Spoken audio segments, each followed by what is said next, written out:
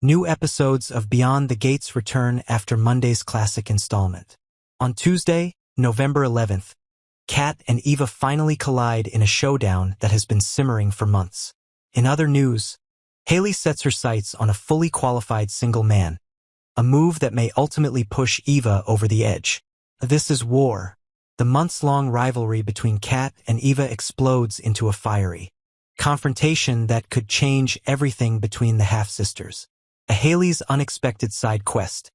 The calculating widow targets Isaiah, unleashing new drama, new temptations, and forcing Eva into yet another battle for love. The fracture in Isaiah's family. As Haley flirts and chaos spreads, Isaiah opens up about his strained relationship with his father. Kat has always believed that in the Dupree family, she alone held the authority to define what was right, what was wrong, who was worthy of love, and who should remain on the outside. Since childhood, she lived in the glow of privilege, wrapped in Ted's affection and the respect of those around her. But that same glow forged in her a possessive nature, a hypersensitivity to change. When Ted divorced Nicole, Kat's world splintered. The collapse of her parents' marriage was not just the pain of a broken home. It was the first time in her carefully curated life that she lost control. And it was precisely then that Eva appeared not as a guest, but as someone suddenly demanding a share of the feast that had long been laid out for Kat alone. Eva, the daughter tied to the same father by a different mother, effortlessly drew Ted's gaze. Kat knew it all too well. She had once dismissed Eva as a shadow, an illegitimate stray taken in out of guilt or pity. But that illusion shattered the moment she heard Eva call Ted Dad. That simple word hit Kat like a slap to her pride. Since when did she, the legitimate daughter, the rightful heir, have to share her father's image with an intruder? In Kat's mind, every time Eva appeared in the house, at the table, in family meetings, another piece of her long-claimed territory was invaded. Eva wasn't just asking to be loved. She was demanding a place Kat believed she had earned through a lifetime of proving herself. And Eva didn't have to prove a thing. Her mere existence was already an offense. Ted, caught between his two daughters, seemed blind to the growing fractures between them. Perhaps he was drowning in guilt from the past, or simply trying to rebuild himself after the wreckage of his marriage to Nicole. But in his silence, Kat saw only quiet betrayal. Her father was no longer her shield, no longer the man who placed her above all else. And in that silence, Eva's roots burrowed deeper into the life Kat once ruled alone. The situation became unforgivable when Kat discovered Ted had confided in Eva about the divorce, something he had never fully shared with her. With each passing day, Kat felt as if she were living inside a distorted replica of her old family. Everything familiar replaced by unwanted copies. She saw Ted sitting with Eva, heard their laughter echoing from the living room, and felt like an outsider in her own home. Jealousy, hurt, and bitterness fermented within her. She no longer saw Eva as a sister, but as an enemy by default in a war for recognition, power, and emotional inheritance.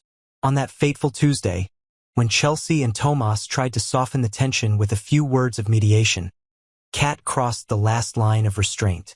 Eva only had to stand there, cold and composed, her eyes laced with challenge, and it was enough to unleash all the fury Kat had buried.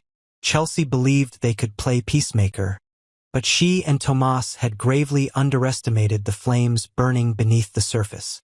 For Kat, this was no longer an argument between two women. It was a battle to defend what remained of her identity. She could not afford another loss. She would not allow Eva to walk into that house, take Ted's heart, and step by calculated step replace her. For Eva, everything Kat labeled as intrusion was, in truth, a desperate claim for something she had been denied all her life: acknowledgement and love. Born from secrecy, Eva grew up under looks of disdain, fragmented stories, and promises that died before they were ever kept. Calling Ted Dad was not just a word to her. It was a declaration of existence, a demand that she, too, had the right to stand in the light, to love and be loved. Eva was not naive. She knew her presence was a thorn in Kat's side. But instead of retreating, she chose to advance. If she did not fight, she would forever remain the outsider. A ghost wandering the Dupree estate. The tension reached its peak when words were no longer enough and their clash began to break physical boundaries. A provocative gesture, a step too close, a loaded glance from Eva was all it took for Kat to snap. In an instant, they were no longer two elegant women in a wealthy home, but two warriors locked in a brutal struggle for their final piece of ground. Chelsea screamed but went unheard. Tomas stepped between them only to be shoved aside. In the chaos, no one could be sure what would come next. A slap, a shove, or a blow that would push them beyond the point of no return. In Kat's mind, every old wound, every unresolved grief, every abandoned hurt converged on one person, Eva. Every move Eva made became evidence of the world's betrayal. In Eva's heart, there was no space left for retreat. She had stepped into this war carrying the weight of her past, and if she had to suffer, she wanted everyone who had ignored her pain to. As Chelsea trembled while calling security and Tomas tried in vain to restore order, one truth became painfully clear. The Dupree family was no longer a refuge, and when Ted arrived to see his daughters facing each other like mortal enemies, he no longer knew who was right or wrong, only that everything he had tried to preserve was crumbling in front of him. The cruelest part was knowing he could save neither of them, because both carried wounds he had helped inflict, through silence, through avoidance, through his choices. Now those choices were devouring him piece by piece. While every eye at Fairmont Crest locked onto the war between Kat and Eva, two women tearing each other apart over identity, love, and validation. A different scheme quietly blossomed in the shadows, soft as velvet-wrapped needles. Haley, Bill's beautiful wife, had long perfected the role of the fragile, devoted woman shattered by a miscarriage. But behind the glistening eyes and gentle smile was a cold machine calibrated toward two clear objectives: wealth and power. Sweet whispers were only camouflage for a calculated theft of legacy. For Haley, love was a language of manipulation, and death, if it came at the right moment, was the perfect punctuation mark to a script she had already written. Bill, shaken by the family turmoil and humiliated by seeing Kat and Eva rip into each other like wounded animals, had no idea that the real threat was not their disloyalty, but the slow poison seeping into his life. Haley was done pretending. Her patience had run. One variable had changed everything: Isaiah Hawthorne.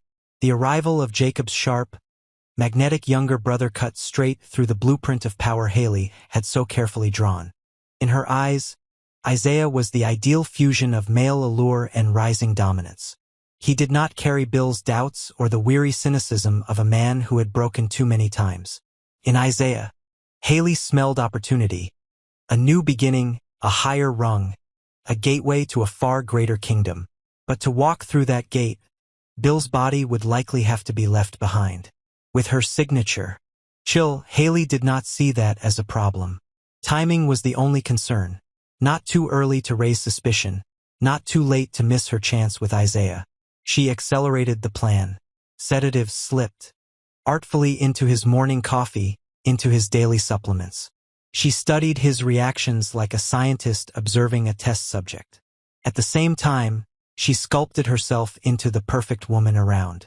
Isaiah, casting lingering glances, brushing his arm at just the right moments, weaving careful stories about her difficult, domineering, distant husband who no longer cared. Isaiah, far from innocent, was not immune to Haley's dangerous charm. But he was not a fool. He sensed trouble early, and instead of stepping away, he kept her close, cataloging her as a weapon he might wield later. A woman sharp enough to deceive her husband, ruthless enough to fake a miscarriage, and shameless enough to seduce while sharpening the knife was exactly the kind of asset anyone aiming to infiltrate the Dupree empire would consider. While Kat and Eva drained Ted emotionally with their emotional warfare, Haley quietly drained Bill, body and mind. He grew irritable, restless, confused, blurring the line between reality and paranoia. Each night, Haley bent close to murmur words of concern while her fingers stole his fingerprints, unlocked his phone, tracked his accounts, updated transfer paths. Then one careless moment, a hidden camera in the garage captured her secret meeting with Isaiah. That footage, if it ever landed in Chelsea's or Jacob's hands, would end everything. Haley knew. She did not flinch. A woman like her had long adapted to living in the line of fire. Retreat was no longer an option. She was riding a beast and there were only two outcomes: kill it or be devoured. In her mind, every path ended at the same crossroads: rule or be erased.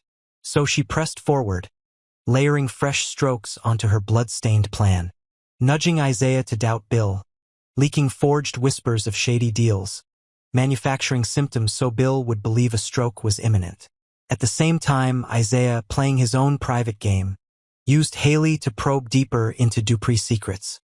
He did not love her, but he was fascinated by her, by the many masks she wore, each one hiding a truth worth exploiting.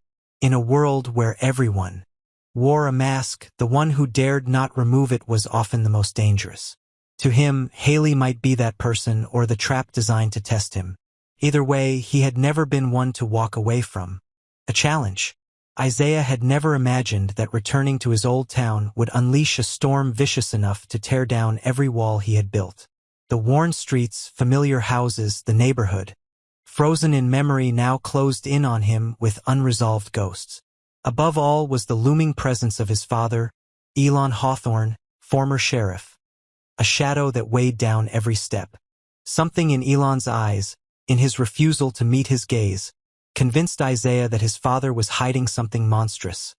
Perhaps the truth about his mother's death, a woman erased in vagueness. No one dared name. He refused to accept fate as an excuse. He could not believe that a strong woman like his mother had simply vanished into a quiet death, leaving nothing but a hollow space in the heart of her only son. What he could accept even less was Elon's chilling silence. No public mourning, no transparent answers, no closure. Over the years, Isaiah's smoldering resentment hardened into a private vow. If the truth was buried, he would dig it up, even if it meant shattering his own bloodline. Into this turmoil stepped two women like opposing poles of the same magnet. Eva, enigmatic, coldly beautiful, complex, was the first to draw his attention. Something in her defiant poise, the pride of someone long excluded yet unbroken, echoed his mother's spirit. He did not love Eva, not in the way stories romanticize, but he was drawn to the layers beneath her armor. Her indifference, unspoken hurt, unshakable belief that she needed no savior. To him, Eva was fire, exquisite, lethal, and dangerous to touch. Then came Haley, and his internal balance tilted. Unlike Eva, Haley never hid her ambition. It shimmered in her eyes, her steps, her casual touches. He did not trust her, and that made her even more compelling. She felt like a curse spun of silk and venom, a poison he knew better than to taste yet kept circling. Between them, there was no innocence, no purity, only instinct, power, strategy. Eva, used to controlling every room she walked into, could not tolerate becoming second to anyone, least of all Haley, whom she despised as the embodiment of manipulation and hypocrisy. What unsettled her was not simply the possibility of Isaiah's feelings. It was the looming threat of being replaced.